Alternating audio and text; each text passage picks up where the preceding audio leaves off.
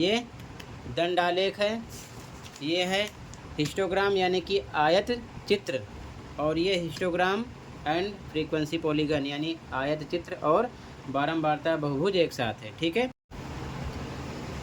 तो प्यारे बच्चों इस वीडियो में डिस्कस करेंगे डीओई की तरफ से प्रोवाइड किए गए क्लास 9th के लिए मिशन मैथमेटिक्स असेसमेंट वर्कशीट को, जो कि चैप्टर 12 से है, सांख्यिकी यानी कि स्टैटिस्टिक्स। ध्यान से देखो, मोस्ट इम्पॉर्टेंट क्वेश्चन है, पेपर में जरूर आएंगे क्वेश्चन, ध्यान रखना। ठीक है, question number 1 and 2 are multiple choice questions. प्रश्न संख्या 1 एवं 2 बहुविकल्पीय प्रश्न है। Select the most appropriate option from the given options. दिए गए विकल्पों में से सर्वाधिक उपयुक्त विकल्प का चयन कीजिए। ठीक है, क्वेश्चन 1 देखो ध्यान से। पहला क्वेश्चन है, the following data represents the number of goals scored by A football team in A series of matches. Football team द्वारा मैचों की एक श्रृंखला में किए गए गोलों की संख्या के आंकड़े निम्नलिखित हैं। ये आंकड़े हैं। ठीक है, आगे कह रहा है, which of the following graphs would be most suitable to represent this data. इन आंकड़ों का प्रतिनिधित्व करने के लिए निम्नलिखित में से कौन सा ग्राफ सबसे उपयुक्त होगा। तो सबसे उपयुक्त होगा बच्चों दंड आलेख यानी कि बार ग्राफ। सी ऑप्शन हो जाएगा क्वेश्चन नंबर 1 में, आपका ऑप्शन नंबर सी राइट हो जाएगा। ठीक है, आंसर नंबर 1 में लिखोगे आप ऑप्शन सी दंड आलेख यानी कि बार ग्राफ। ठीक है, अगला क्वेश्चन सेकंड है, व्हाट इज ए की difference between A bar graph and A histogram. एक दंड आलेख और एक आयत चित्र के बीच मुख्य अंतर क्या है। पहला, a bar graph has gaps between the bars while a histogram does not. यानी कि एक दंड आलेख में दंडों के बीच अंतराल होता है, जबकि एक आयत चित्र में नहीं होता है। बिल्कुल सही बात है। Second, a histogram can have bars of varying width while a bar graph has bars of equal width. यानी कि एक आयत चित्र में अलग अलग चौड़ाई के दंड हो सकते हैं, जबकि एक दंड आलेख में समान चौड़ाई के दंड होते हैं। बिल्कुल सही ये भी है। ठीक है, अगला, a bar graphs is used for continuous data while a histogram is for discrete data.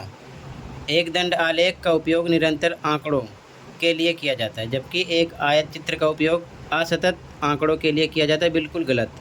अगला option both A and B, यानी कि ए और बी दोनों। तो यहाँ पर आपका ए बी दोनों राइट है, तो डी ऑप्शन लगाओगे ए और बी दोनों। ठीक है ना, बोथ ए एंड बी। ठीक है, इसीलिए यहाँ पर आपका आंसर सेकंड में डी होगा, ए और बी दोनों, both A and B.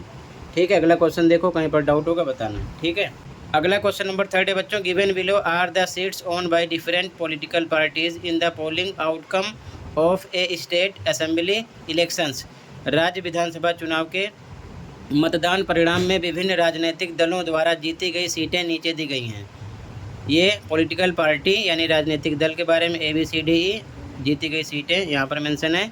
2 question किए गए। पहला question, draw a bar graph to represent the polling result. मतदान परिणामों को दर्शाने के लिए दंड आलेख बनाइए। तीनों क्वेश्चन मेन हैं, तीसरा चौथा पाँचवा एक पेपर में जरूर आना है, ध्यान रखना। तो पहले हम दंड आलेख बनाएंगे, उसके बाद करा किस राजनीतिक दल ने सबसे अधिक सीटें जीती। विच political party won the maximum number of seats. तो सबसे पहले हम फर्स्ट करेंगे। ठीक है, बार ग्राफ बनाएंगे। ध्यान से देखो, अब ध्यान से देखो आंसर नंबर 3। ठीक है, सबसे पहले ये हो गया एक्स एक्सिस यानी एक्स अक्ष, और ये हो गया वाई एक्सिस यानी कि वाई अक्ष। ठीक है, इधर लिखा राजनीतिक दल यानी कि पॉलिटिकल पार्टी, और इधर जीती गई सीटें यानी कि सीट्स ओन। इंग्लिश हिंदी अपने अकॉर्डिंग लिखना। ठीक है ना, अब यहाँ पर ध्यान से देखो, यहाँ पर जीती गई सीटें 73, 65, 42, 29, 10 इस प्रकार से मेंशन है। तो यहाँ पर हम लिखेंगे ऑन वाई एक्सिस, इंग्लिश में हिंदी वाले वाई अक्ष पर। स्केल, इंग्लिश में हिंदी वाले पैमाना क्या लेंगे, 1 इकाई बराबर 10 सीटें। 1 यूनिट इक्वल टू 10 सीट्स। ठीक है, यहाँ पर 10 के हिसाब से हम 10, 20, 30, 40, 50, 60, 70, 80। हाईएस्ट यहाँ पर है आपका 73 यानी 80 तक लिखना है, आगे लिखो ना लिखो आपकी मर्जी है। ठीक है, अब इसके बाद में ये हो गया, इधर हमने राजनीतिक दल यानी पॉलिटिकल पार्टी लिख दिया ABCDE। ठीक है, इस साइड। अब ध्यान से देखो, सबसे पहले यहाँ पर ए जो पार्टी है 73 सीटें जीत रही है, ठीक है ना, 73।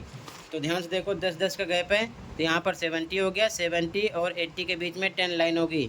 तो तीसरी लाइन आपकी कौन सी होगी, थर्ड लाइन 73, तो तीसरी लाइन से मिलाएंगे, ये हो जाएगा 73 ए के लिए, ठीक है। फिर एक बॉक्स छोड़ेंगे, फिर से एक बॉक्स छोड़ेंगे। अब यहाँ पर देखो दंड आलेख यानी कि बार ग्राफ में एक एक बॉक्स बराबर से हम क्या करते हैं, मिस करते हैं यानी छोड़ते हैं। तो एक बॉक्स छोड़कर ए पार्टी के लिए बनी, फिर से एक बॉक्स छोड़ेंगे, बी पर आ जाएंगे। बी का है 65, ठीक है। तो देखो 60 यहाँ पर है, 70 यहाँ पर है, इसके बीच में 10 लाइन है, पाँचवीं लाइन पर 65 यानी 65 होगा, तो यहाँ पर हो रहा है, ठीक है ना, 65। इस प्रकार से बी के लिए बनेगा। इसी प्रकार सी 42 है।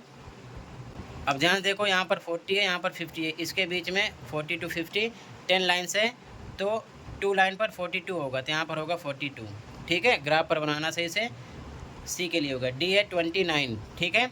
अब ध्यान देखो डी है 29, तो यहाँ पर 20 है, यहाँ पर 30 है, तो एक लाइन कम पर 29 हो जाएगा, यानी कि 20 से 30 के बीच में 10 लाइनें हैं, तो जो 9वीं लाइन होगी वो 29 होगी, तो इस प्रकार एक कम, ठीक है ना, यहाँ बनेगा। अगला है ई, ई के लिए 10, तो ये ई है, 10 यहाँ पर है, इस प्रकार से बनेगा।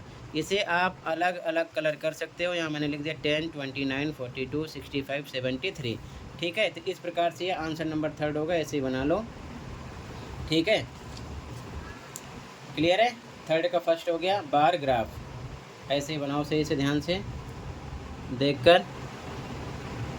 अब आगे देखो ध्यान से, सेकंड क्वेश्चन कह रहा है किस राजनीतिक दल ने सबसे अधिक सीटें जीती, विच political party on the maximum number of seats. तो इसमें देखो ए 73 है, बाकी सब कम है, तो ए पार्टी हो जाएगी, ठीक है ना, ए। तो यहाँ पर लिखेंगे सेकंड के आंसर में ए, ठीक है ना, पार्टी ए सबसे ज़्यादा सीटें जीत रही है। तो 3 का आंसर हो गया, ये फर्स्ट हो गया और ये सेकंड हो गया, ठीक है। अगले क्वेश्चन पे आ जाओ। अगला देखो question number 4, draw a histogram for the data given below. निम्नलिखित आंकड़ों के लिए एक आयत चित्र बनाइए। यहाँ पर अंक यानी मार्क्स, नंबर ऑफ स्टूडेंट्स विद्यार्थियों की संख्या दी गई है, ठीक है। तो देखो ये कंटिन्यूअस फॉर्म में है, 0 to 10, 10 to 20, 20 to 30, 30 to 40, 40 to 50। तो हम क्या करेंगे, आयत चित्र बनाएंगे। ध्यान से देखो, सबसे पहले ये हमारा हो गया एक्स एक्सिस, ये हो गया वाई एक्सिस यानी एक्स अक्ष वाई अक्ष, ठीक है। इधर लिख दिया अंक यानी मार्क्स, इधर विद्यार्थियों की संख्या यानी नंबर ऑफ स्टूडेंट्स, ठीक है। तो देखो ध्यान से, यहाँ पर नंबर ऑफ स्टूडेंट 10, 14, 16, 22, 18 इस प्रकार से है। तो लिखेंगे ऑन वाई एक्सिस यानी वाई अक्ष पर पैमाना यानी स्केल लेंगे, एक इकाई बराबर 2 विद्यार्थी यानी 1 यूनिट इक्वल टू 2 स्टूडेंट्स, ठीक है ना। वाई अक्ष पर तो यहाँ 2, 4, 6, 8, 10, 12, 14, 16, 18, 20, 22 तक तो लिखना है, ठीक है, क्योंकि क्वेश्चन में शो करना है 22 है। इसके आगे लिखो ना लिखो आपकी मर्जी है, फिलहाल मैंने 24 तक कर दिया, ठीक है। अब यहाँ पर अंक है 0 से 10, 10 से 20, 20 से 30, 30 से 40, 40 से 50। तो यहाँ 0 से यहाँ 10, 20, 30, 40, 50 तक लिखना पड़ेगा। आगे हमने 60 तक कर दिया, ठीक है ना, इस प्रकार से, ठीक है। अब ध्यान से देखो, अगर हमें हिस्टोग्राम बनाना होता है यानी आयत चित्र, तो बीच में गैप नहीं होता है। गैप कहाँ पर होता है, दंड आलेख में, ये चीज़ ध्यान में रखना, ठीक है। तो 0 से 10 पर 10 है, तो ये 10 है, 0 यहाँ पर है, यहाँ लिख भी सकते हो, ठीक है। 0 से 10 यहाँ लिख देना 0, ठीक है। तो 0 से 10 पर 10 इस प्रकार बना। फिर 10 से 20 पर 14 है, तो 12, 14 ये है। 10 से 20 पर ये 14 इस प्रकार बना। फिर 20 से 30 पर 16 है, तो ध्यान से देखो 20 से 30 ये है, 20 से 30 16 यहाँ पर है, ठीक है। फिर अगला है 30 से 40 पर 22 है, तो 30 से 40 पर 22 यहाँ पर है, ठीक है, ये बना। अगला 40 से 50 पर 18 है, तो 40 से 50 यहाँ पर 18 है, ठीक है, इस प्रकार से बनेगा, ठीक है। ये हो जाएगा आयत चित्र। आप चाहो तो अलग अलग कलर से कलर कर सकते हो, आपकी मर्ज़ी है। मैंने लिख दिया है 10, 14, 16, 22, 18। ठीक है, ये सारी चीज़ें ऐसे ही आपको बनाकर ड्रॉ करना है। ये आंसर नंबर हो जाएगा बच्चों 4। ठीक है, अच्छे से कर लो। दंड आलेख में यानी बार ग्राफ में बीच बीच में गैप होता है, जैसा कि ये देख रहे हो आप, बीच बीच में समान गैप होता है। ठीक है, जबकि आयत चित्र में गैप नहीं होता है, यानी हिस्टोग्राम में गैप नहीं होता है। ये चीज़ें ध्यान में रखना, इंपॉर्टेंट है। एमसीक्यू क्वेश्चन इसी बात से रिलेटेड है। ठीक है, ध्यान रखना। क्लियर है? अगले क्वेश्चन पे आ जाओ। अगला क्वेश्चन है question 5 and last. Draw histogram and frequency polygon for the data given below. निम्नलिखित आंकड़ों के लिए आयत चित्र तथा बारंबारता बहुभुज बनाइए। अब यहाँ पर आयत चित्र और बारंबारता बहुभुज एक साथ बनाना है, यानी कि फ्रीक्वेंसी पॉलीगन एंड हिस्टोग्राम एक साथ बनाना। ध्यान से देखो, यहाँ पर सदस्यों की संख्या, परिवार की संख्या यहाँ पर मेंशन की गई है। ठीक है, तो ध्यान से देखो, यहाँ पर भी 0 से 4, 4 से 8 यानी कंटिन्यूअस फॉर्म में है, यानी सतत श्रेणी में है। तो हमें कुछ करना नहीं है। ठीक है ना, हमें किंक उंक नहीं लगाना है। किंक कहाँ लगाते हैं, वर्कशीट देखोगे समझ में आ जाएगी बात। ठीक है, तो सीधा आ जाओ सॉल्यूशन पर। तो ध्यान से देखो बच्चों, आंसर नंबर 5। ठीक है, इंपॉर्टेंट क्वेश्चन है, ऐसा क्वेश्चन तो ज़रूर आएगा, ध्यान रखना। ठीक है, तो इधर मैंने एक्स एक्सिस इधर लिख दिया। तो ध्यान देखो, मैंने एक्स एक्स पर लिखा है बच्चों सदस्यों की संख्या, यानी नंबर ऑफ मेंबर्स। ठीक है, 0 से स्टार्ट है, 0 से 4, 0, 4, 8, 12, 16, 20। ध्यान रखना यहाँ पर 20 तक है। ठीक है ना, तो अगर हमें फ्रीक्वेंसी पॉलीगन बनाना है तो इससे एक अंतराल आगे बढ़ना होता है और 0 से सेम गैप में एक अंतराल पीछे होना होता है।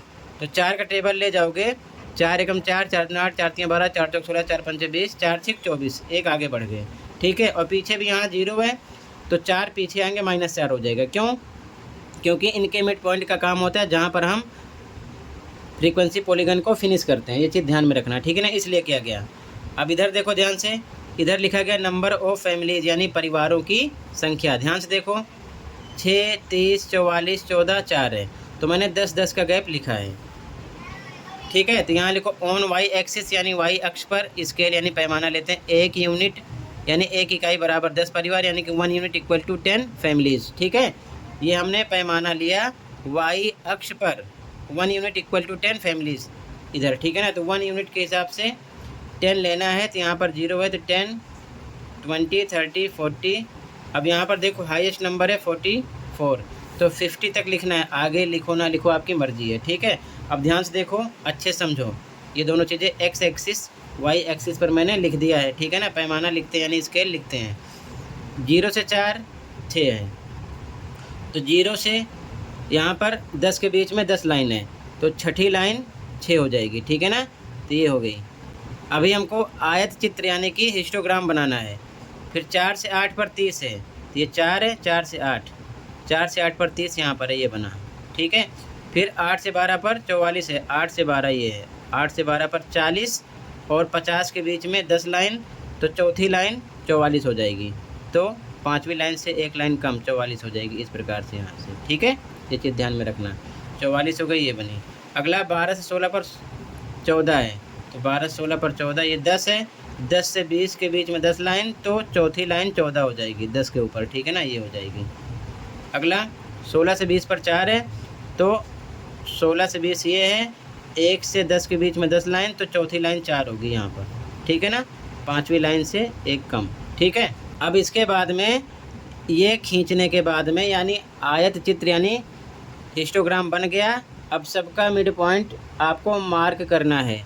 तो इसका मिड पॉइंट यहाँ पर है बीचों बीच, यानी मध्य बिंदु। इसका यहाँ पर है, इसका यहाँ पर है, इसका यहाँ पर है, इसका यहाँ पर है, मिड पॉइंट है।